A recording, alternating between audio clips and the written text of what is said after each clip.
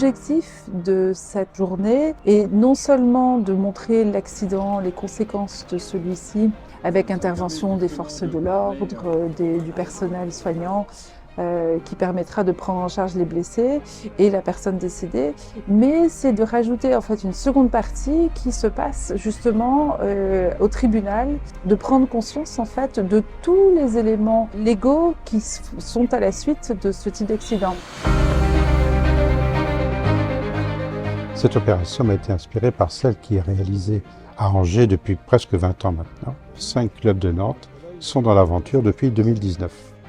Aujourd'hui, c'est la 3e édition de cette opération à destination des lycéens et des apprentis.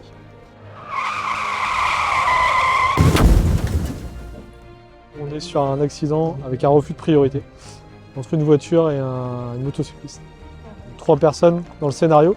3 personnes, une décédée, une grave et une état léger.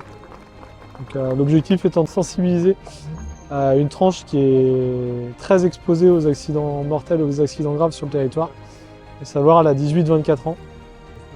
L'initiative du Rotary aujourd'hui est tout à fait louable, permet de sensibiliser une grande partie d'un jeune public et ça devrait s'inscrire dans une démarche collective aujourd'hui au sein du territoire, à travers différents vecteurs pour toucher le maximum de personnes.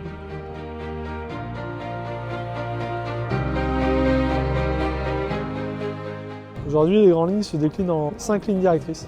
La première, ça va être sécuriser le site, après la prise d'appel bien évidemment.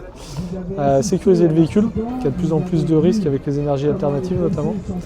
En parallèle, on a une prise en charge de la personne, les actions de désincarcération si elles sont nécessaires et son extraction, pour l'emmener au plus rapidement vers la structure hospitalière. Globalement, on est sur une moyenne d'extraction entre 30 et 40 minutes au maximum. Ce qui reste tout à fait correct. On regarde les enjeux aujourd'hui où on essaie d'emmener une personne en état grave dans l'heure sur la structure hospitalière. On va avoir une prise en charge secouriste. On a également un volet paramédical et médical avec des infirmiers ou des médecins.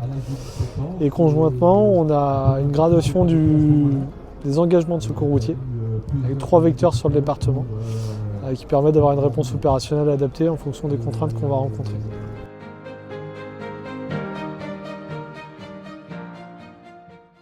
Quand on intervient, les pompiers sont souvent déjà sur place.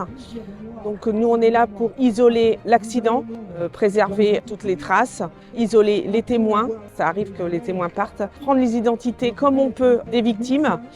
Et ensuite, constater les lieux de l'accident, faire le croquis qui nous permettra de faire la procédure accident puisqu'il y aura une suite judiciaire. J'ai bien regardé le regard des jeunes qui étaient en observation autour de l'accident. Ce que j'ai pu constater, il y a un petit peu de tout. Il y en a qui sont tête baissée, qui sont un petit peu songeurs. Et puis il y en a, j'ai l'impression qu'ils sont indifférents. Ils n'ont pas conscience que ça puisse leur arriver. Je pense qu'au tribunal, avec le retour de la procédure et les peines encourues et les peines qui peuvent tomber, ça va mettre plus de poids et ils vont plus s'imprégner des conséquences, je pense. Imaginez que l'on se trouve dans la salle d'audience du tribunal, plusieurs mois après l'accident. Il y a les circonstances de l'accident qui font qu'il y a eu des infractions pénales qui ont été commises.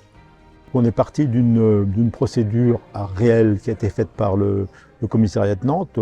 Je pense que c'est la procédure de 2018, de 2019. J'ai essayé de faire quelque chose qui colle à la réalité. Je pense qu'en termes de prévention en matière de sécurité routière, c'est extrêmement important. Donc, expliquer aux jeunes que quand ils conduisent n'importe comment, il y a des conséquences. Des conséquences physiques, il peut y avoir des conséquences financières et des conséquences pénales.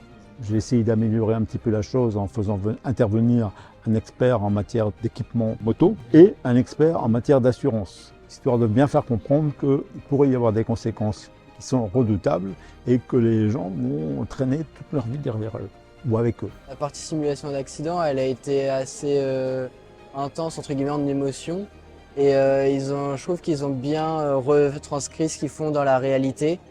Les jeunes ne sont pas assez sensibilisés sur les accidents et ne font pas attention sur la route, ils traversent n'importe comment.